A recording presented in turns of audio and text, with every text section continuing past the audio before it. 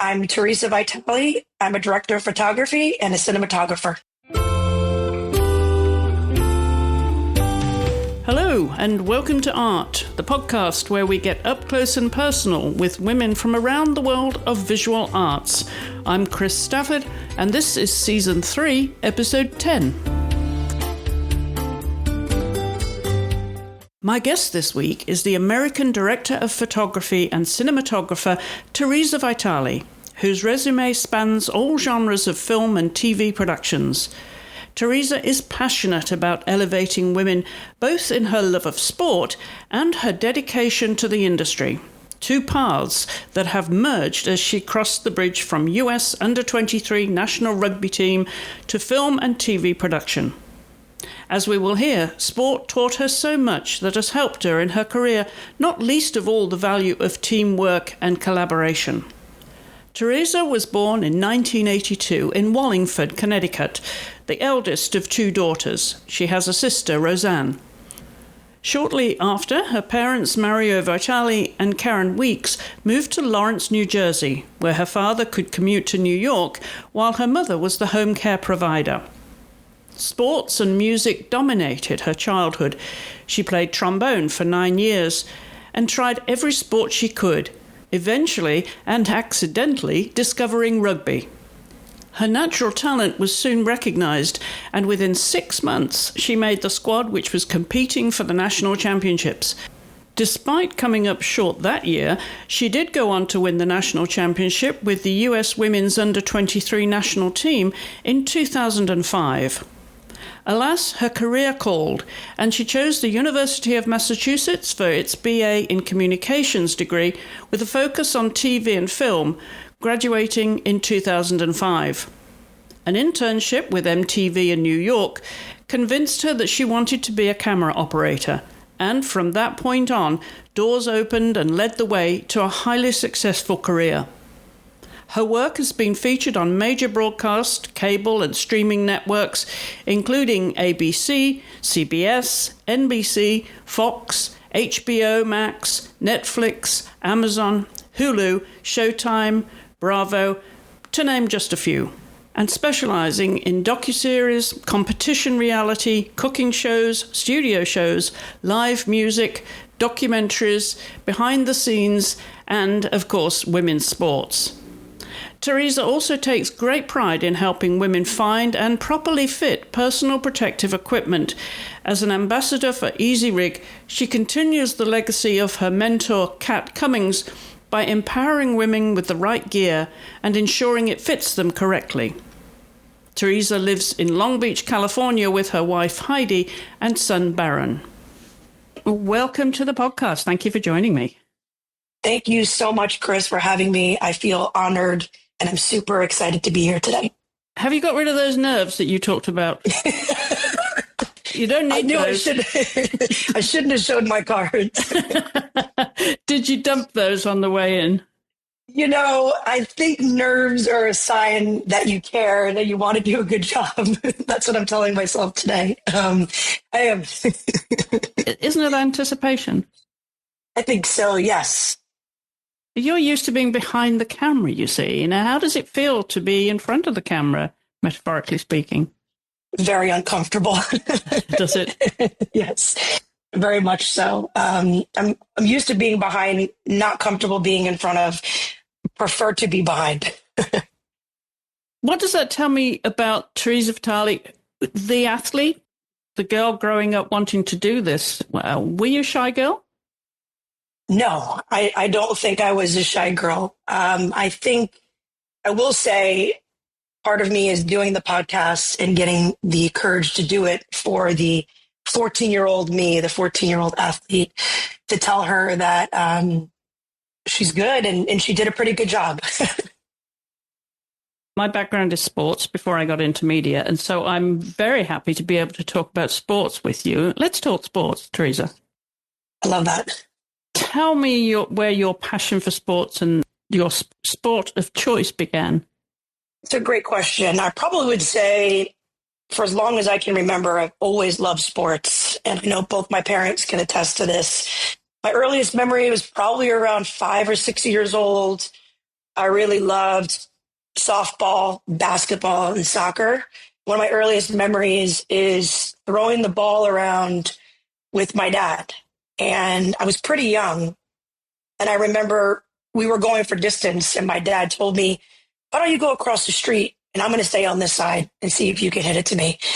And when I threw it over him. And my dad said to my mom, you better get out here. You better see this. And I did have a little bit of a cannon, not to brag, but things pretty much escalated very quickly from there. I played in recreational soccer. I played recreational softball and soccer, softball, and basketball. I loved all of them. I think my greatest passion was for basketball. Man, I just wanted to be a basketball player. You know, I wanted to just be the New York Knicks. I love the Knicks. I still do. Go Knicks. We're still in the playoffs. But I wasn't the best at basketball, you know, and I think that really helped me because I had to work the hardest at basketball. So I was the little girl out front with the hoop that my parents got me in the driveway because I begged for it. And I was just shoot and shoot and shoot. And I'd be like, dinner's ready. One more shot, 5 more shots. You know, I was that little girl. And it was to the point where my parents even got me that basketball retrieval where the ball just kicked right back because I just needed that ball to come right back to me. And I was just always so determined. I don't know. I've always just had that kind of fire in me. And that took me through middle school and high school. I played varsity basketball, varsity soccer, varsity softball. I was the captain of soccer. I was the captain of basketball. We didn't have captains for softball, but we had a really good core of women that I got to play with. We'd won some district championships for all-stars. And I really took a lot of pride in being a leader on the field, being a leader off the field. And I may have never been the fastest or the best player, but I take a lot of pride in saying I was the hardest worker in the room. If coaches wanted to say after, a couple people say after, I was always saying after, always practicing, getting better, honing in my craft. And so after high school, I tried to walk on the soccer team at the University of Massachusetts. And I walked on to the soccer, what I thought was the soccer field. And Chris, I think you'll like this story. I went down with this like awesome Adidas tracksuit. I mean, it matched. It was baby blue and black. I still remember it. My friends on the team still make fun of me for this outfit. And I just thought I was hot shit. And I walked down to the soccer field to walk on, and I was at the rugby field. I was on the wrong field. And I went down to the rugby field, and, you know, these girls, they don't mess around. They were giving me crap right off the jump. And I met the coach. His name was Frank. And he said, hey, we'd like to see what you got. Why do you need soccer? Come down and play rugby. And I said, all right. He said, come back tomorrow. I'll be here at 4:30. I said, no problem. Came back at 4:30 the next day, and the rest was kind of history. I mean, I got really lucky. I walked on to the University of Massachusetts. At the time, 2001, they had 3 sides, which was almost unheard of. They played Division I. We had an A side, a B side, and a C side. I walked on in the fall and started playing rugby, and I fell in love with it. I fell in love with it because I love the people. I love the challenge. It was something brand new. I knew nothing about rugby, not a lick. And I became obsessed with it. So like everything else, I just wanted to get better. That was the spring 2001. That was the fall 2001. And by the spring 2002, we were at the national championships because the University of Massachusetts was ranked 8th in the country at the time. And I was brought on as a substitute, and my coach put me in. I've been playing this sport for 6 months, and I was playing in, part of the national championships. It was just crazy. So I think in my life, things have always kind of escalated quickly in a good way because I've worked so hard and I've been so determined. But that's a huge part of my life. And so sports is an enormous part of my life. And I'm really grateful for everything that sports has given me and has contributed to my life and now to my profession. Were there any thoughts of making it a profession and getting into coaching or being a professional athlete? It's a great question. I would probably be lying if I said no, but absolutely yes. After that first year of playing rugby at UMass, I had a lot of really good coaches who I really loved, and they pushed me. And one in particular, Warren McCallum, and he said to me, I want you to try out for the New England team. There's an all-star team that plays in the summer. I think you'd be perfect for it. I tried out for that. I made the New England team. Then they told me, I want you to try out for the Northeast team. I tried out for the Northeast team. I made the Northeast team. And from the Northeast team, I played in one of the championship games, and completely unbeknownst to me, the national team coaches were there. And we actually lost in those finals. And I was a loose head prop at the time, and I was going against the national team tight head prop in that game. And man, it was a battle, Chris. I mean, we were going at it, and I thought for sure I didn't play the best I could have. I was really hard on myself about the game. I had a very particular moment where I remember I could have done a little bit better. I have another moment where I remember I really got to her and I stood her up in the scrum. And something about that must have been okay, because the national team knocked on my door right after that. And they asked me if I wanted to play for the U.S. developmental side under 23 national team. And before you know it, I was on a plane going to New Zealand. And I loved it. I loved every single second. Some of my greatest friends in the whole wide world are my rugby friends. And from there, we played a bunch of games in New Zealand. And for lack of better terms, we got our butts kicked. And man, did we learn a lot about Kiwi rugby, and respectfully. And we came back from that trip in New Zealand, took everything that we learned. And I still tell this story to my son to this day, that when we got back, we played all of the women's select sides from the country, and we won the national championship. We were the complete underdogs, and we actually beat New York to win the national championship. So I have the huge luxury and the huge honor of saying that I have a national championship with the U.S. under 23 national team. And it was because we learned so much by losing in New Zealand. So you got to fight through that loss and that heartache and that heartbreak to turn around, come back, be determined, and to win that championship. That it's not just about the wins. And I still tell my son this story to this day. But after that, yeah, man, I really wanted to play rugby. That's what I wanted to do. And so I continued on that path with playing rugby. This tiny, tiny problem was that I was playing in tournaments, and I was also at the same time starting my career. So things for me happened simultaneously. When I was training for the national team, I had my internship at MTV. So I was also starting the foundation for my work. And when I continued to do both of those parallel, I would get the bumps and the bruises and the normal things that I would push through and go to work. But I remember this one specific tournament I played in San Diego. We won the tournament. A friend of mine had asked me to step in. I separated my shoulder during that tournament. That was on a Sunday. And on Monday morning, I was back in LA having to shoot a show with the camera on my shoulder for 13 hours. It just didn't work out, right? Because the injuries were just too great. So I remember having a conversation with my core, and specifically my grandfather, my mother's father. And, I said, I don't know what I'm going to do, because I really want to pursue rugby. I really do want to play for the national team. Back then in 2001 through 2005, there was no money. I was selling T-shirts and balls to get to New Zealand. That's how we got there. There was very much underrepresentation, definitely was not being televised. And he said to me, this is hard for me to say, but you gave it a good run and you did really wonderful, and we're proud of you. But now is the time for you to really start taking your career seriously. And I think that's the path that you should follow. And I still remember that conversation to this day. And from then on, I made that segue into not playing rugby and working professionally in my business to avoid the injuries and to take it more seriously and give it 110%. But what takes the most knocks is the shoulders, right? I mean, you're going to get knocked around in rugby. I think probably that's maybe the attraction for you when you decided not to go on the soccer field, was like, oh, yeah, this is a lot more physical. I can really get into this. I can knock my shoulder up a few times on this. But then in doing what you're doing now and the career that you did choose, your shoulders obviously are essential. You got it. And I'm glad to hear that you have recovered enough, and you've been kinder to your shoulders, Theresa, shall we say? Yeah, I think my parents are happy about that too. Yeah, probably. But that must have been really hard walking away from sport. You know, having been there myself, it's really hard to just turn your back, isn't it? When you know you're good at something.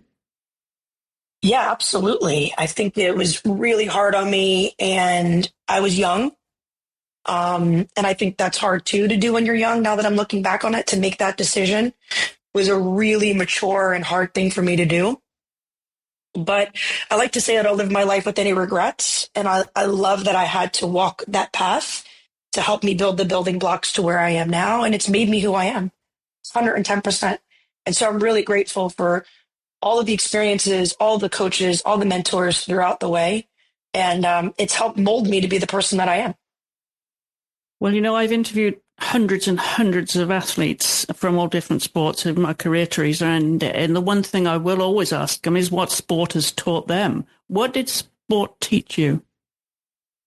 Sports has taught me so much. It's intangible what sports have taught me. It's taught me how to be a teammate, how to be a really good leader.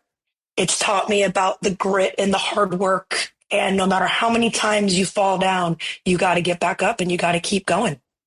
It's taught me a team mentality. I played all team sports, and it's taught me about a team mentality. And so I'm able to, I think, take my team mentality thought into my job every day in being the leader. When I'm the director of photography, it's teaching me to advocate for my team, how to get certain things done and accomplished, how to be everybody's hype girl. I mean, I've been described as that, and I love that. I love being positive. I love cheering everybody on. I'll even sometimes do a nice little clap, like, let's do a slow clap. Let's go. Let's, or let's huddle up and let's cheer for somebody. I think I owe so much to what I've learned from sports and creating me to be the person that I am. It's taught me good discipline. I talk about this a lot too with my son, having good discipline. And even to this day, like, I do a lot of things behind the scenes to help myself and to help my body to be in tip-top shape in order to do what I do every single day. If I have a really hard show coming up, I train for it. I train. I meal prep. I go to my beloved Orange Theory. I've got some weights in the garage, and I just basically kick my own butt to get myself in tip-top shape. So when I'm asked to perform, I can do my job under stress. I can help others, and I can deliver a product that's going to be 110% of my effort all the time. And so it's taught me that, some days you get up and you don't really want to do something. Some days you're human and you've got to push through that. And I've learned all of that because of sports. That's given back to me, I absolutely do. And I know you got your dream job the other day when you're running camera for a documentary involving someone we both know. Yeah, so I can't speak exactly on too much. I did talk to the showrunner because it hasn't been officially announced yet. However, there are pictures on the internet. There's me all over the place. I had the full circle moment that I got to be in Kansas City at the Wave Stadium, which is for the women's professional soccer team. And I got to film and witness 10,500, yes, I said 10,500 guests watching USA women's rugby. I mean, it was a full circle moment for me. I was so proud and so honored, so happy. I mean, people were like, we can't even hear you on the walkie. You're just talking so loud because you're so excited. And it's true. And I'm like, I'm sorry. I'm just so happy for them. I'm so happy for the program. I'm so happy for the country to finally understand the grit and the determination and how amazing these women are, that I am just such a small part of that equation, that if I could document that, man, I'm the luckiest person on the planet. I'm still on cloud nine from it. I'm so happy about it, and so grateful and so thankful. So you get to combine all your passions all at once, Theresa. You're a spoiled girl that day, and promoting women's sports. That time was like a pot boiling over. Right. Every opportunity you have wanted to promote women's sports. And of course, we can never have enough coverage of women's sports. It's been my lifelong passion, promoting women's sports. So I'm really delighted to get this opportunity to meet you and know that we are singing from the same hymn sheet. We are on the same script for this. And continue to do that work and do the work that you love doing. But I want to now rewind the clock. That's what we do here on the show. Theresa, we go back to the beginning. We're going to go back to 1982 when you were born in Connecticut, Wallingford, Connecticut. But you grew up in Lawrence Township in New Jersey. That's kind of been about, midway between New York and Philly, somewhere like that? Yeah, I would say that, sure. Yeah. Well, how old were you when you moved? Well, when I was pretty young, my sister and I were both born in Wallingford. We're 16 months apart. My dad worked in insurance and we moved around a lot. We lived in Connecticut. We lived in Chicago. We lived in New York for a little while. We lived in Cherry Hill, southern New Jersey, and then we ended up settling in Lawrence. My dad worked in New York City, and both my parents wanted us to have some sort of a normal life and live in the suburbs. So we picked Lawrence, had a good school system my parents picked, and so my dad could commute back and forth to the city, and we could have some sort of a quote-unquote normal childhood. Well, your father clearly, with a name like Vitale, has to come from Italy.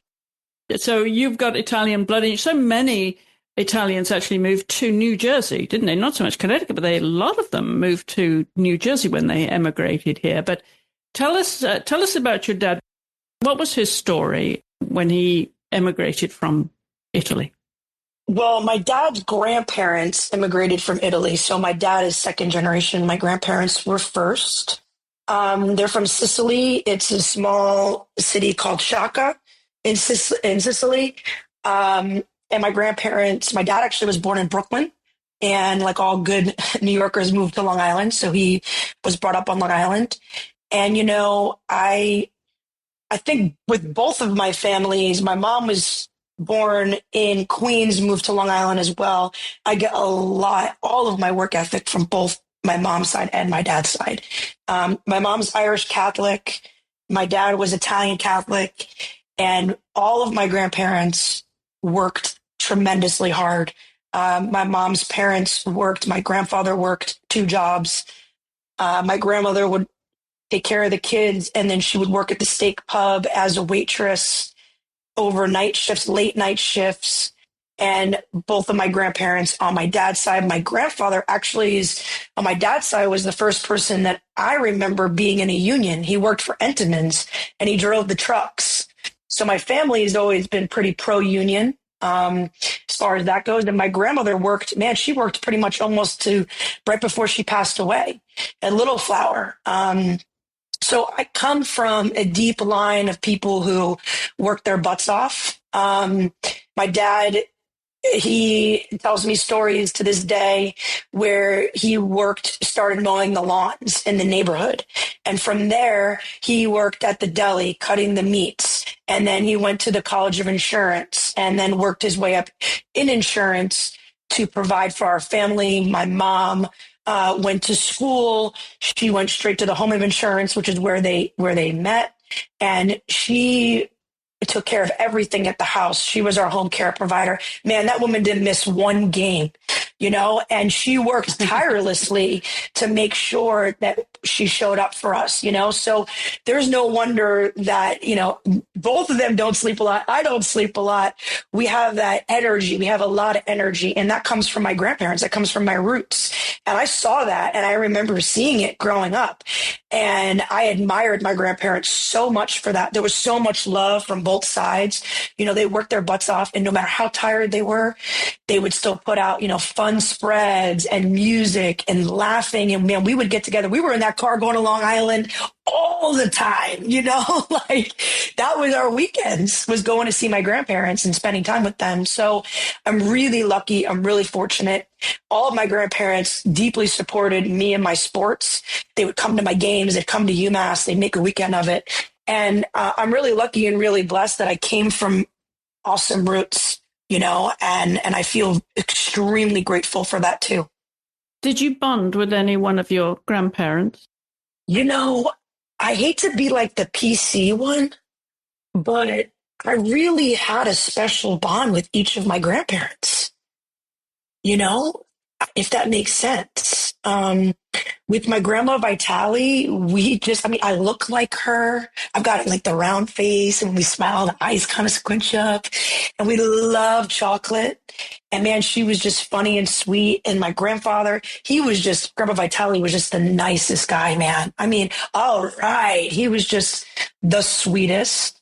I admired how hard he worked. And you know what I really admired about my grandpa Vitale is how much he loved my grandmother. That was, I think, the first time I really saw somebody really love their spouse like that. When I was little, how much my grandfather Vitale loved my grandma Vitale. And then, man, my mom's side, we could do a whole podcast on that. My mom's mom, AKA Nanny, I mean, she was a pip. She lived to 87. I hope I'm not wrong on that, Mom. Please don't get mad. 87. She was the last one to live. No shocker there. Her funeral was packed. I mean, Nanny was always singing, always had a ton of energy, always giving. I mean, she would give the last penny in her pocket to give you a gift for your birthday, Chris, if she knew that you had done a podcast for me. You know what I mean? Like, that was the person that she was. She'd show up to games unannounced, drive 3 hours there, 3 hours back, never complain. And so we had a very tight knit bond, that's for sure. I admired the crap out of Nanny. And luckily, my son even got to meet Nanny, which is pretty darn cool. So we still talk about Nanny a lot. And then my grandpa Weeks, my mom's last name is Weeks, he was the guy, man. I mean, he's where I get all my love and my obsession with the New York Yankees. And we just really had that bond, and we shared so much bond on that. He always called me his all-American girl because I don't know. I mean, I don't know why. I think he just was just fascinated with my work ethic and how I just didn't really care what people thought about me. I just found my own way, kind of. And we had a special bond. We would eat lunch together. We would go to the diner together. We'd go on car rides together. We were really, really, really close. And he was just a really good guy. So like I said, I was just really lucky I had a bond with all four. Is that crazy? Well, that is blessed, isn't it? I mean, that's wonderful that you had that. And you mentioned your mum, Karen Weeks, and also your grandmother. There was music in the family. You had some singing and musical introduction, right from your family there, very musical. And you played the trombone too. So quite a serious musical background. Yeah. I mean, I think we could also do another podcast on Karen, my mom. She is one in a million as well. The apple didn't fall far from the tree from Nanny, that's for sure.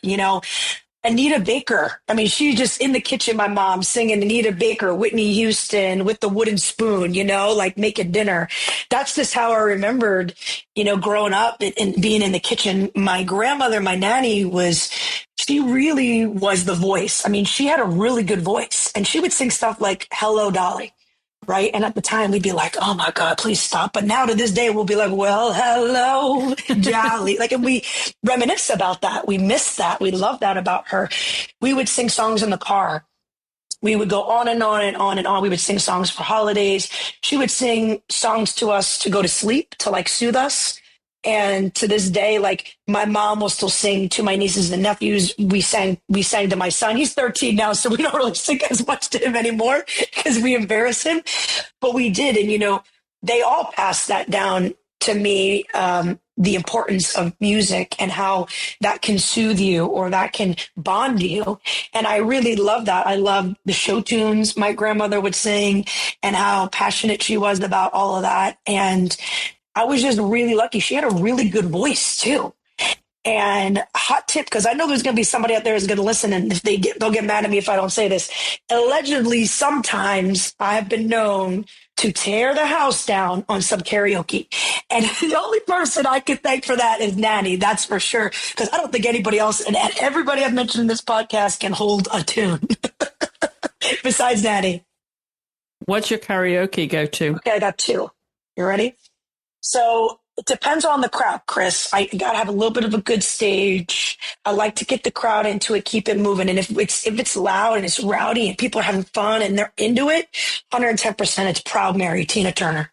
And it's got to be the version where it starts slow and then it builds, right? Because you get up there and they're like, what is this chick doing, right? What is this white chick doing?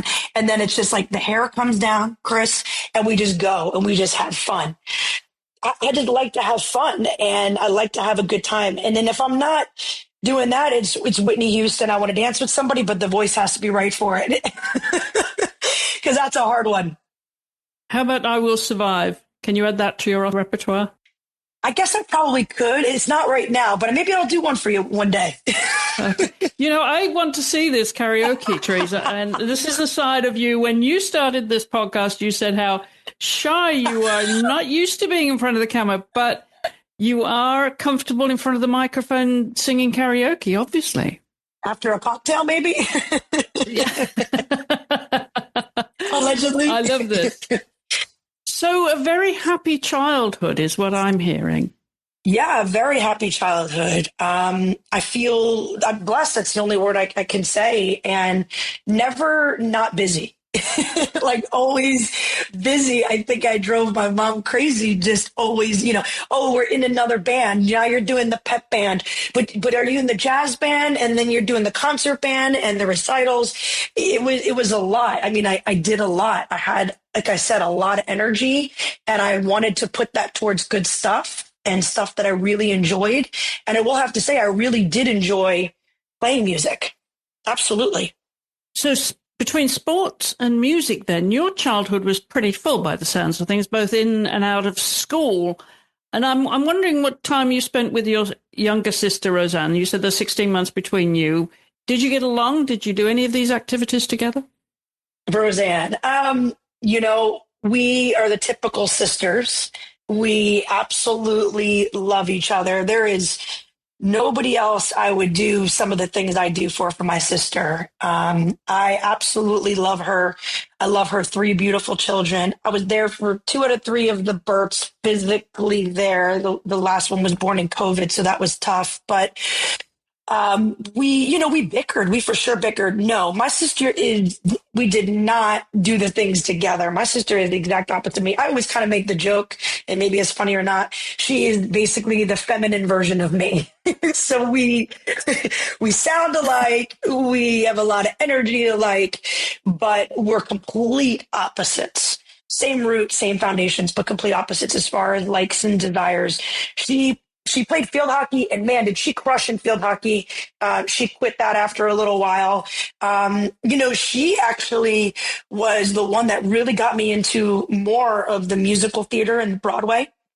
One of her favorite shows is Rent. And I really loved listening to her listen to Rent. And so I ended up getting the tape because Roseanne had the tape. So I attribute that to her. She's such a fantastic mom, and I admire how good of a parent she is. And, I could pick up the phone right after this and she'll pick up and we'll talk. And so we're still really close. But no, we did not do any activities together. We bickered like the best of them. But, she's my best friend then and now, and I love her to pieces. Are you saying that you were the tomboy then in the family? Oh yeah, I was the tomboy. But I'm gonna give kudos to Rosanna. Can I tell us one quick story? Of course. So totally off brand for being the tomboy. My senior year, so I was a senior. My sister was a junior, and I got nominated for homecoming. And my mom and my sister will love that I tell the story because they love this part. And I didn't want to do it. Chris, I didn't want to wear a dress. I definitely didn't want to go in the middle of the football field and wave my little hand and all that and write a bio because, you already know how I feel about that. And so I'm not seeing you in pom-poms right now. No, I'm not. So I got nominated. I was part of, I think it was 10 of us, males and female couples that went out there. And I went out there and I won.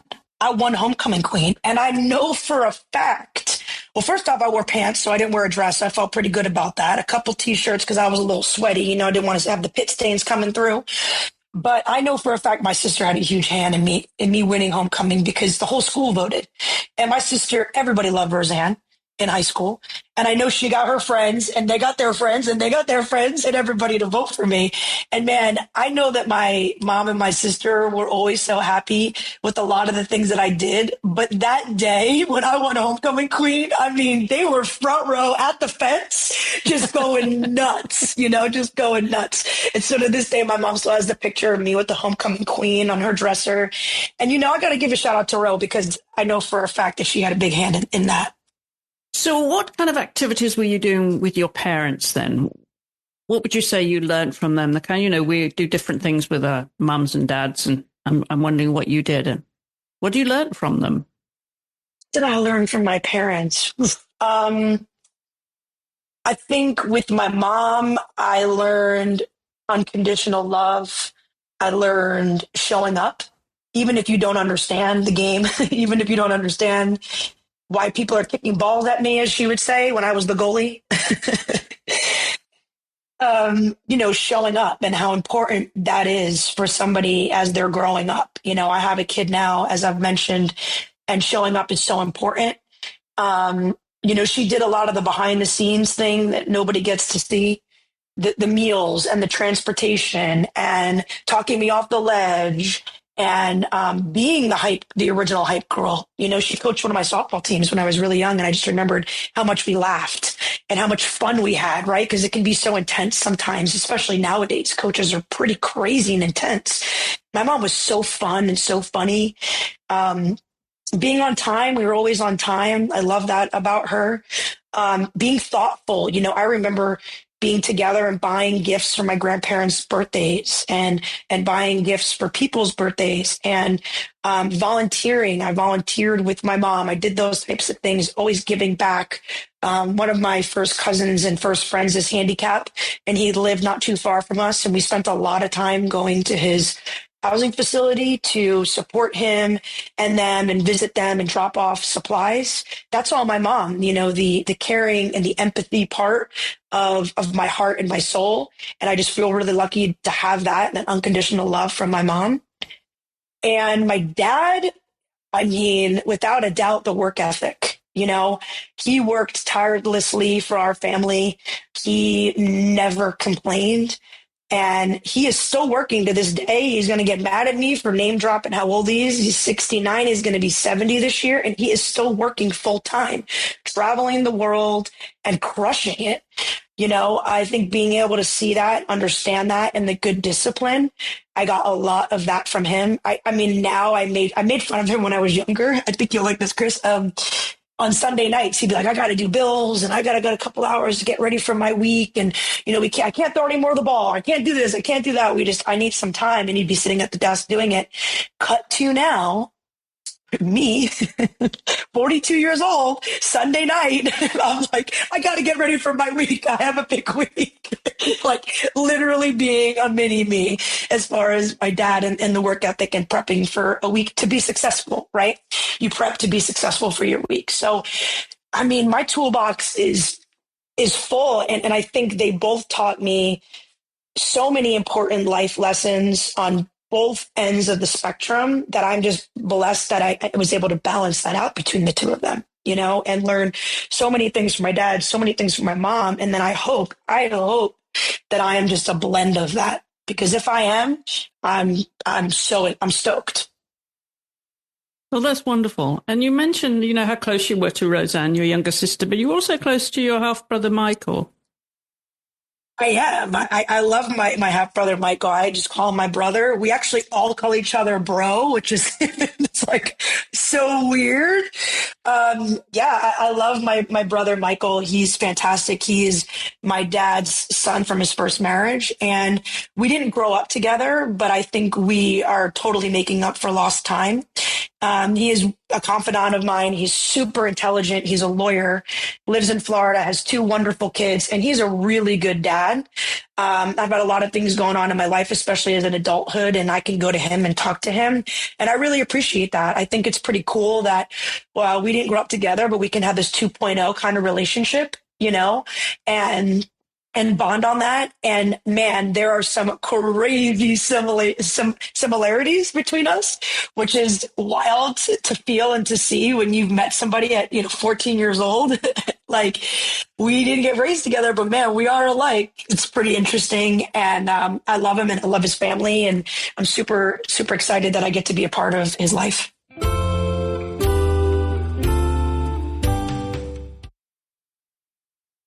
So when did the camera come into your life then? Who introduced you to a camera when you start playing around with it as a child? Oh yeah, that's what we're supposed to talk about, right? As well as. Great question. I've listened to a couple of other podcasts as well, very similar to a lot of the women I've had the pleasure of listening to. I started at an early age. My parents had a VHS old school recorder, and I was just interested in it from the jump. My dad loved to take videos of me taking tennis lessons, or, us at a birthday party or a family gathering. He loved that VHS tape camcorder. And I remember being like, well, can I play with that? Can I play with that? And he would let me. So I remember being the videographer for the family when I could. And I remember specifically, we went on a trip to Dollywood with my grandmother and grandfather Vitale. No parents. It was just us, me, my sister, my grandma Vitale, grandpa Vitale. And so I got to be the videographer because dad wasn't there. It was just me. And I remember I was so excited. And we went to Dollywood, and we were eating in one of the cute little restaurants there. And while I was filming, Dolly came out from the balcony. And I just remember this as a core memory because I tilted up and I'm like, there's Dolly freaking Parton, Like, as a kid, I'm like, that was cool. But now I'm like, that's really, really cool. And so I guess I've always really had the fascination for it, the interest in it, the drive for it. I guess maybe I just didn't know. And when I was at UMass before my last year, I had to do an internship, and I interned to do a bunch of different internships. And I talked to my parents, and they were like, we think that you should try to do something in the city, and you should take this, internship or do this interview for MTV. And I was kind of like, all right, what do I got to lose? MTV, that's cool. People are into MTV. Everybody likes it. That's cool. So I went to the interview, and I guess I did well. I got the internship. And I remember in 2004, the summer, we did everything. I called it the gopher, right? Go for this, go for that. And we did everything from logging to running errands, of course. I was a personal assistant. And then I remember one day we got to go in the closet where the cameras were.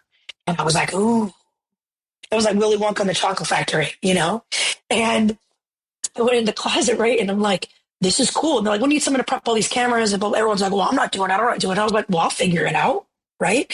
So I remember prepping the cameras. I remember getting them ready. And I remember bringing them to a shoot. And TRL and all that stuff was really big. So it was packed in the city. And I remember we did that for one day. And I remember that day was my favorite day. I was like, that's what I want to do. I want to be involved with the cameras. I don't know how I'm going to do it, but that's what I want to do. So after my internship was over, I went back to UMass to graduate. Backtrack. I went to Northridge for a semester, which was my 2004 fall television and film studies. And I came out to California, and I loved it. I loved it. I loved everything about it. I loved California. I loved the weather. I loved learning about it. I loved having professors who were directors in television and film. I loved learning about it, all of it. So I went back, graduated my spring semester 2005. And within 2 weeks of graduating, I told my mom, I'm moving out to LA. She said, what? I said, I'm moving out to LA. It's what I want to do. I love it. I want to try to get a job, and I want to work in production. And she was devastated and super upset, but she supported me, and she took me to the airport. She dropped me off, and she cried, and I got on that plane, and I moved myself out to California, and I had zero contacts. I knew nobody, Chris, literally. And for the viewers, I'm going to tell you this. There was no Facebook, right? 2005. The year was right. 1800 and when? Exactly, BC. So it's like there was no Instagram, there was no Facebook, there was no staff me up. I mean, it was you get out and you figure it out. There was Craigslist, and as soon as I moved out, I found an independent film that was filming in Burbank. I lived in the Valley at the time, and the job description was working overnights and no pay, but you get fed. No joke. So I took the job and I got the job. Food security, even if no job security. Exactly. Right. And that's what happened was I called my parents. I said, you're never going to believe this. They're going to pay me in food. And they were like, well, you got a good appetite. So, but I think they supported me, but maybe thought I was a little bit crazy. And on that very first independent film, I was a PA. I got all of my trash duties, my cooler duties, everything done. And I would always go and hang out with the camera team. I loved the camera team. And so I would just pick their brains, just talk to them, ask them questions. And on that film, I just worked my butt off. Whatever they needed, I did. And by the end of that project, I was making $100. They bumped me up. I made $100 a week, and I thought I made it. Chris, I was like, Mom and Dad, I'm making $100 a week. You're never going to believe this. And they're like, okay, well, are you going to be able to make the rent? And are you going to be able to survive? But, we're proud of you. Just keep going. And on that film, I met an AD named Al Reeves. I still keep in contact with Al Reeves. Shout out. And he was like, I love you, T. I love your energy. I love working with you. I want to take you with me. I want you to be my second AD. And I'm like, oh, all right, man, I don't even know what a second AD does, but I'm yours. I got nothing lined up. So we took it. The next gig was in Tahoe. And man, did I learn about Tahoe. We froze our butts off. And I ran around like a chicken with my head cut off. But we worked our butts off. We worked really hard. And I learned so much about the time management and the call sheet aspect and people moving and how to get people to and from set. I mean, everything, getting people to meals on time, getting people wrapped on time. I learned so much on that project. And Al was so great, like so gracious, so nice to me. As soon as we got back, he said, taking you with me to my next gig, and we're going to The Biggest Loser. I said, okay, I don't even know what that is, but sign me up. Again, I'm in it. Let's go. Now I'm making $100 a day, Chris, and I thought I, again, had made it $100 a day. Yep. I'm like, we just keep going up. Let's do it. So, and I knew nobody, so I just followed him, and we went over to Biggest Loser. I was a PA, and this is basically what changed the whole trajectory of my career. When I came onto the Biggest Loser set, I met a woman named Kat Cummings, and Kat is no longer with us. But man, if you mention that name to anybody in Unscripted, everybody knew Kat. She changed my life. She saw me. She went right up to the bosses and said, she's going to be my camera assistant. That girl right there, me. I'm going to take her under my wing. I'm going to teach her everything she knows. We need more women in the department, and she's mine. And that's how it started. I worked with Kat for years. And we were a team, and she taught me everything. She was tough as nails, Chris. She didn't put up with any crap. She was, and still is, in my mind, one of the hardest workers I met in production. She's rumored to have been one of the first women in Unscripted on the West Coast, which I think is pretty awesome. And everybody respected Kat everywhere she went and everything that she did. And I got really lucky because she took me under her wing. And she really taught me everything I needed to know on the job. One thing we didn't cover, and I want to just rewind, because it's wonderful, that you find these mentors, you find these people along the way, but there was something that was the catalyst for you even choosing to go, when you decided to go to University of Massachusetts in Amherst, to go into communications with a focus on TV and film. That decision came from somewhere, okay, in high school. I get the physical connection when you actually got into the gear room and handled it, but what was the catalyst for that decision to go into TV and film from high school? It's a good question. I think growing up pretty close to the city and going to the city a lot to see Broadway shows, to be a part of the heartbeat of New York, having the music background, having the family background. I think I just drew towards entertainment, if that makes sense. Mm-hmm. And I drew towards telling people's stories. And I really I loved growing up the comeback stories, right? So it's probably super cliche as the athlete and the lesbian, but like Rocky, I was obsessed with the Rockies. You know what I mean? I mean, and not just one. I mean, of course, the one with the Russian is absolutely amazing when he's training in the woods in the snow and the Russian's getting injections. But the Rockies, the Karate Kids, those movies about the comeback kids, rooting for the underdog, that was so amazing to me. I love that. I love a good underdog story. I love a good comeback story. And so I think that helped. I think it's a combination of all of it. I think it was like an equation for me, a formula of a mixture of things, of growing up not far from the city, wanting to tell people's stories, loving the comeback stories, the music, all of that part just kind of came together, and it almost just happened organically for me, if that makes sense. And that for me, I think the kind of person I am is the only way I would have had it happen. If it was something I had to do or I was forced to do, I probably would have been like, I'm stubborn, no way, right? I think that's what really drove me in that direction to want to do communications, because it was just fun. It was exciting. I got to be in the center of Times Square as an intern. Like, I got to be where the energy was. And like a moth to the flame, I just went to it. And I couldn't get enough of it. Did you ever consider acting? No, I did not consider acting. Is that okay? No judgment. I'm just wondering, with that energy and the enthusiasm, the bright lights drawing you in, if it ever drew you to the stage yourself. No, I think it drew me to tell the stories of those on stage. I mean, to this day, I know if I see somebody on stage doing something that I'll laugh, I'll smile, I get goosebumps to this day.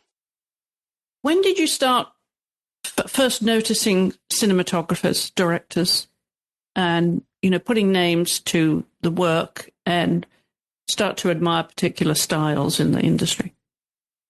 I probably would say, believe it or not, it was probably younger when I really loved things a little bit off the cuff, but popular, but not, like Pee-wee's Playhouse or Pee-wee's Big Adventure, Tim Burton, that kind of stuff that was a little bit different, but funny, but quirky, stuff that maybe didn't always appeal to everybody, but I love that movie. I think I wore that movie straight through the VHS with the Rockies and the Karate Kids. That's probably when I started to really visually realize, oh, wow, you can do things that are off the cuff. You know what I mean? You can do things that are different and take risks and take chances and be successful with that. And you've pretty much run the gamut, really, in terms of the genres that you've worked in. And clearly you love the storytelling, the documentary. When did you decide that, if you could choose, there was a time that you probably couldn't choose, right? You were getting your arms around everything that you could possibly do. But at what point would you say there was the crossroads of like, okay, I want to turn left here. This is where I want to go. This is the direction for me in the business? As a camera operator, as a director of photography, or both? Both. Yeah, both. I probably want to say that I had a really big turning moment for my very first director of photography gig that I was offered. What year was that? Oh, it's a great question. I knew you were going to ask me that, Chris. I was thinking about the year. Like, don't look at your notes. Okay. So I want to say that was 2014. It was 2014 for sure. And I was doing pretty well as a camera operator. I had moved back to New York for a short period and came back to LA. So I was really busting my butt as a camera operator. And one of my other mentors and best friends, Jen Morton, offered me my very first director of photography gig. And that was a huge turning point for me. She gave me the opportunity to DP a very popular Bravo show at the time. And it was the first time I really felt like somebody believed in me, and somebody really believed in all of my talents. And I'm not just saying can hold a camera and compose pretty shots. I think Jen is able to see the parts in me that I have that I really think help contribute for me to get that DP position. And what I'm trying to say is, I guess, being personable, having the energy, being positive, having a team effort on set, and also having that likability by the cast, right? Because especially with women, it was a female documentary series show following a pretty successful lead woman. And I think it was important for that lead woman to like the director of photography, you know? And so there needed to be some sort of a likability there. And she sees that in me. She saw that in me, and she gave my first opportunity. And at that point, when that happened, I didn't think I could do it, Chris. I didn't know if I was cut out to be a director of photography. And because she believed in me and she gave me the opportunity, and I got the show and we did it, and we're still doing it. We just worked together yesterday, that gave me the momentum to say, I can do this. I can be a director of photography. I can keep people like Jen, who's my best friend and mentor, in my back pocket, and I can continue to project forward and take this career to the next level and where I want to be and what I want to do. Given your energy, your enthusiasm, your seemingly outward confidence in all things, where was the hesitation about being able to DP for the first time? Another good question, Chris. I feel like, unfortunately, innately, or maybe by society, we as women, we doubt ourselves, right? And we're told that we're not ready, or we need to have more credentials, or we didn't go to an esteemed college to specifically get a master's in something. I think that we doubt ourselves, and I look back on it, and I probably shouldn't have, but I did, and that's me being truthful and me being honest. I think I also really want to do a good job, and I always said this. My transition from camera assisting to camera operating was significant too, because I never wanted to take that jump and not be ready. I feel pretty strongly that in this business, your name is your resume. And so I was afraid of tarnishing my name by taking a jump too soon, and people saying, oh, no, you can't hire Theresa Vitale. She doesn't know what she's doing. She's not ready for it yet, And so I wanted to make sure, I was damn ready. So I, just like in sports, I did my training, I did my research, I practiced, I would go to camera rental houses, I would check out cameras, I would pick people's brains on how to light things and how to make things look good, how to document things. And I would ask Gretchen questions. How do I get, this camera balanced? And how do I get this long lens shot really steady when I'm on the end of it? And just constantly wanting to learn. I think my insecurities in that moment I use in the future to propel me to do better, because I care and I want to do a good job. You mentioned Gretchen there, Gretchen being Gretchen Walther, aka Lady Camera Guy, who introduced me to you. Thank you, Gretchen. Whoop, whoop. Again, this speaks to the camaraderie in the business, Theresa. You and Gretchen particularly are all about elevating other women in the business. Yep. And continue to do that. And we'll hire women whenever you can. I know that shoot that we referenced earlier, that was an all-women crew. Mm-hmm. You will, deliberately find women to elevate them in the business. I'm wondering then what kind of hurdles you had in terms of the sexism that was apparent in the business, and how you overcame that, because you were seemingly confident and most definitely determined to make your own pathway. Yeah, definitely big shout out to Gretchen Worthen for linking this up. I really appreciate it. She's one of my very dear friends and mentor as well, which I'm really lucky to say. Really good question. I mean, I think I just try to be me And I try to stay true to myself, and I try to keep the hardworking attitude and effort, positive attitude, hardworking effort to overcome some of the sexism. But I definitely have dealt with it. We all have, unfortunately. And I think no matter how bad it has gotten, I've always picked myself up and do it again the next day. I think the way that I'm able to get over it is I've created a small niche and a network of my little pack. I like to call it my wolf pack, if you will, of other badass female cinematographers who have my back. I have their back for sickness and in health, for no matter what, good days, bad days. Gretchen's in that wolf pack for sure. Jen Morton is in that wolf pack. Our other dear friend Megan Stockamer is too, and Kat Cummings was as well. We're there for each other, good days or bad days, advice, no advice, venting, right? We're there for each other. And I think from that wolf pack, I've extended it outward to women and multiple people that I've worked with in the past 21 years, to having hard conversations with men who I'm friends with and saying, hey, this is how you can support me. This is how we can support women on set. And it's well received, having those hard conversations about things. Or I post something about women and I get a negative comment back, having that hard conversation with that person, right? With that gentleman who didn't like that post that I had all females on my crew, right? And trying to educate people, because I think they don't understand because they're not educated about it, right? And they've never been the only person in the room. I think countless times I've been the only woman in the room. Countless times. So I think we work together, the women in my group, the women that are all my friends and my colleagues, we stick together and we try to lift each other up, as opposed to making it that we're in competition, right? Because I think sometimes people might think, oh, well, you guys are in competition because you're both directors of photography, but it's like, absolutely not.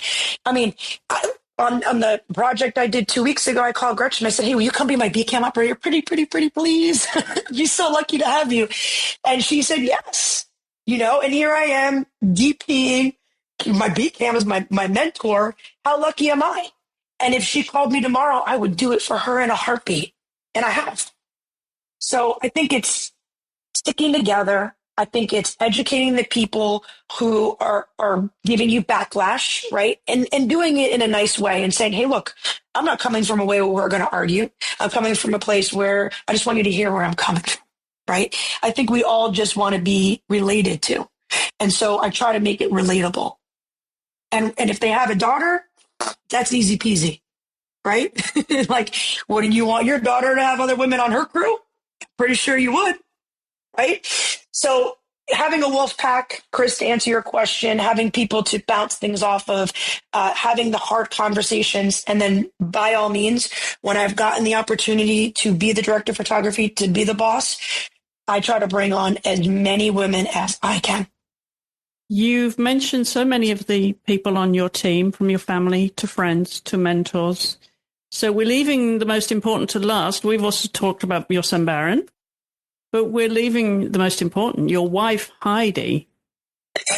Heidi, this is for a reason, because we want to know how you guys met. And now you're married. So there's a story right there. Did Gretchen tell you about this story?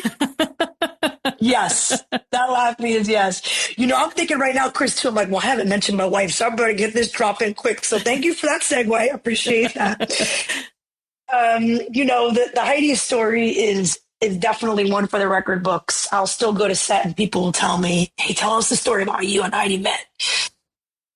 Okay. So I was actually living in New York at the time, and a friend of mine had called me to come back out to LA to do a show and work with her, and I accepted the show. So I came out to California. I stayed in one of my friend's places, and we did a first season show, a little show you may or may not have heard of called Botched. It's on E! And long story short, Heidi works with one of the doctors on Botched. And so I met her when we were filming on on Botched. We would go to her office and we would actually film them in their surgeries. And we definitely did not break. There was no fraternizing. There was no on-set romance, none of that kind of good stuff. But as soon as it wrapped, we kept in touch. And I went on the road simultaneously with that first director of photography gig. You notice this patterns, Chris, right? Like everything kind of happens at the same time for me. So I go do the show in Atlanta, first DP show. And Heidi came out and met me, and we had our first date out in Atlanta. We weren't even like in any of the cities we lived in. And the rest is kind of history. We hit it off. And I think the amazing part about Heidi's job and my job is that since we filmed in her facility, she knows what I do. And since I filmed there, I know what she does.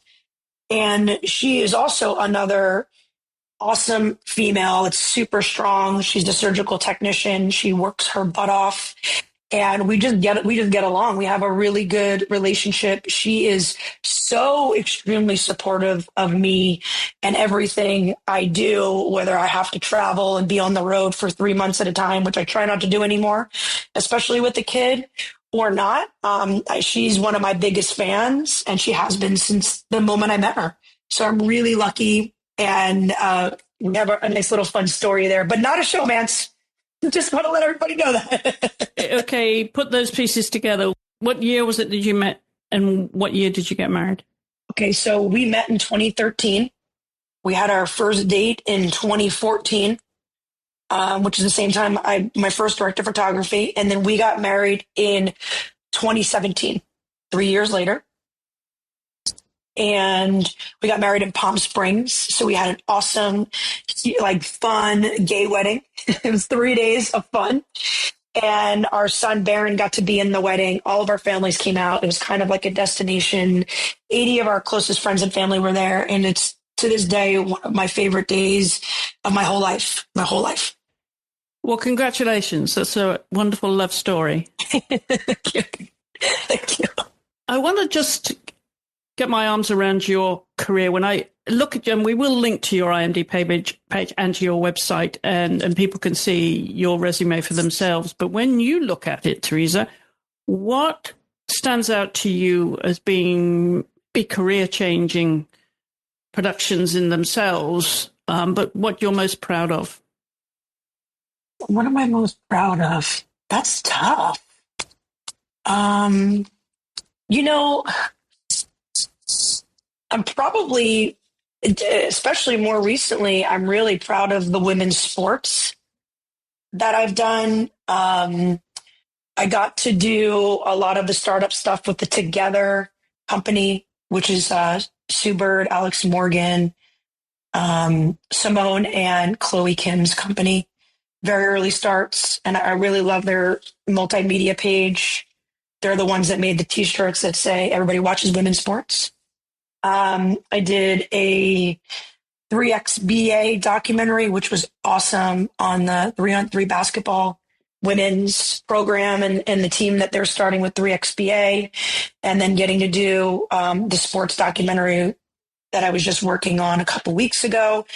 I think I'm really proud of wanting to do more women's sports, wanting to create in that space, wanting to document and follow and give I just feel like it's underrepresented and it's underfunded. And the fact that I can contribute even a smidge to some success for them makes me so happy. It makes me so fulfilled. It makes the little 14-year-old inside of me scream like, yes, but I have to tell you that the shows that I've done, I think especially the challenging ones and the ones that were really tough and really pushed me, helped give me the grime and the grit, that I have. And I've done a bunch of competition shows, 12 cameras, sometimes even more, a jib, steady, all of that stuff. And being able to work with that many talented people to come together to make one beautiful show, I'm really lucky. I had a blast doing the Project Runways and the America's Next Top Models, because those are the classics, I really love doing the Barbie Dream House Challenge, which was super fun with Ashley Graham. And we just like redid this entire house in like little to no time. So like nobody slept, everybody was just working. And then that led to more shows because people were like, I want to work with her. That was really cool. You know, um, I love doing the home edit and being able to drop into civilian houses and also celebrity homes and being able to invade their space and shoot in closets because that was super challenging for me. You know, how am I going to shoot in this closet? I got to make this work. So, I mean, I don't know. I think it's hard to just to feature one thing that I'm super proud of. I think I'm super proud that I feel like I give 110% to every project that I have done, you know, and I'm excited to do each project that I get to do. And I think they're all different. And that's the fun thing about our business, right? Is that uh, for me, I don't think I could do a 9 to 5, right? I no shame in anybody else that does that. I give you kudos and credit. But I think me changing up every day where I'm going to be, every location, what's going to be happening, the order of the day, the travel, all of the chaos that I've got to be able to pivot and to make work. I think that's a huge part of what I love about the job, you know? So I got to say, Chris, it's a tough question. I mean, I think I want to say all of it. All of it. Yeah. I really love all of it. Yeah. Is that crazy? I mean, No, I love it. I was getting a sense that as you were going through those different credits, that it really was all of it that has brought you to where you are now. But as we know, life is unscripted, and you were thrown a curveball, as we say, in terms of your own health not too long ago that you overcame. yes, Chris, and I appreciate you letting me share this aspect. I guess as part of my story. In November 22nd, 2023, I had kidney cancer. I had my left kidney removed. I had 2 lymph nodes removed. And in typical me, I say the go big or go home fashion. It was a pretty big tumor. It was 5.8 centimeters. It was pretty aggressive. I was very, very, very lucky. I caught it early. So I didn't need any chemo or radiation.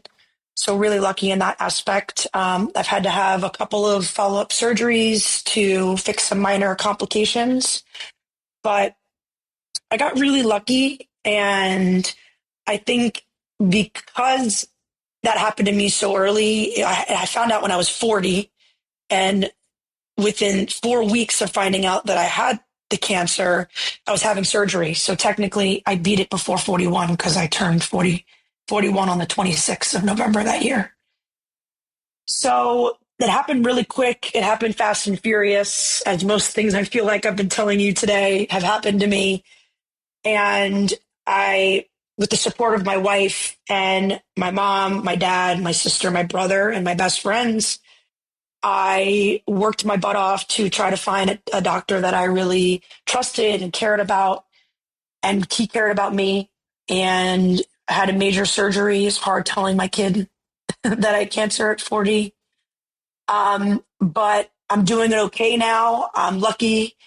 And it gave me another perspective on my life that you can't take it for granted, you know, that our lives are fragile. And one day your biggest problem is running out of media. And then, and the next day you're getting CT scans, and then you're going in for a major surgery. So, it's definitely changed me. I can honestly say I don't know if I'll ever be exactly the same. It's also propelled me to want to push more, to do things that scare me, things that challenge me, and things that I'm passionate about. One would, the challenge would be me doing this podcast because I was a little nervous, but wanting to do more of the passion projects that I really want to do and that I really care about. So I urge anybody that's listening that, life is short and you never know when you're going to get the call. I thought maybe my cancer card was going to be 60, 65 if I was lucky. And my card turned at 40. You never know when it's going to happen. So take the risk. take the shot and go for it. Whatever it is you want to do. If it's camera, if it's lighting, I know it's creative arts. It could be anything. Makeup. Take the risk and take the challenge, because you never know when your life could be changed, and you don't want to wait, and you don't want to say it's too late. Sounds like you have a wonderful team behind you, Theresa, and not least of all your loose end prop, Heidi. Well, I'm the loose end, Chris. She's the tight head. If I call her the hooker, that's really going to be a problem. Yeah, now we'll be in trouble. Okay, we're getting into the rugby metaphors here. I'm wondering what's next that you can talk about, or goals even. I really am excited because I have to mention this. I'm really proud of my son. I actually bought him his first 5D last year, and he's taking a photography class next year, photojournalism. And I'm so excited for him. And I didn't even help him do it. He just picked it out. He wants to do it. So we've been working on composition and how to do frames and all that kind of good stuff. And we're going to Italy this summer. So I'm really excited for him to take the camera and take photos and just be excited. He's super talented. He actually has a really good eye, probably better than I did at his age, to be honest, but we're not going to tell him that, But he's really fun, and he sees things. He sees things really well. We went to New York, and we went to the 9/11 memorial, which I had never been to, I hadn't been back to, and I went with him, and he took some photos, blew my mind, absolutely blew my mind. So I'm really excited about that. I'm excited about passing the torch forward. I'm excited about doing that with him and seeing that through his lens, What am I doing? I mean, I'm hopefully going to be doing more with the women's sports documentary realm. I'm super obviously passionate about that. Really excited. I just got done being the director of photography for the Getaways and the Hometowns for Love is Blind, which I'm really proud to announce. We just did season 10. And I'm really excited because I did the season before, and we broke records on Netflix for views. 3 billion, a lot of people are watching that show. And it was my first time being the director of photography for that portion of the show, and I was really happy to do it. And there were some awesome challenges, but I had a really good time. So I guess I'm just no surprise to anybody listening. I'm excited for the future. I can't wait, and I'm looking forward to it. You still sound like that little girl in the camera room, going through the gear there. Kid at Christmas. Yes, absolutely. Theresa, life is fun. I'm glad that you have overcome that medical challenge, and obviously lots to look forward to in the future. So congratulations on that, and to everything that you've done. We look forward to what else might be in the future, because even with your son getting into the business, there might be a Vitale production company in the future, do you think? Look out. Look out. Well, the best of luck with everything that you're doing. And thank you so much for taking time to come on the podcast. Thank you, Chris. I appreciate you having me on. And I cannot leave without saying thank you for what you're doing to promote women in all aspects of the life and the business. And you're doing, as they say, God's work. So thank you so very much for highlighting women with your podcast. And a reminder to hop over to our YouTube channel to watch some bonus content in what we're now calling the After Show, where you'll get to see our guests and some extended conversation from this podcast. So do join us on the Art Podcast, that's Art with 2 A's, on our YouTube channel. You can also follow us on Instagram at the Art Podcast. Don't forget that's Art with 2 A's again. If you want to reach us via email with any suggestions for guests, any comments about the show, we would love to hear from you. Our email address is theartpodcast@gmail.com. Don't forget the 2 A's in art again. And if you know anyone who you think might enjoy the show, we would love it if you would share this with them. And if you're listening on Spotify or Apple Podcasts, we would love it if you would leave us a 5-star rating and a review, because that increases our visibility and therefore helps others find the show amongst the thousands and thousands of podcasts out there.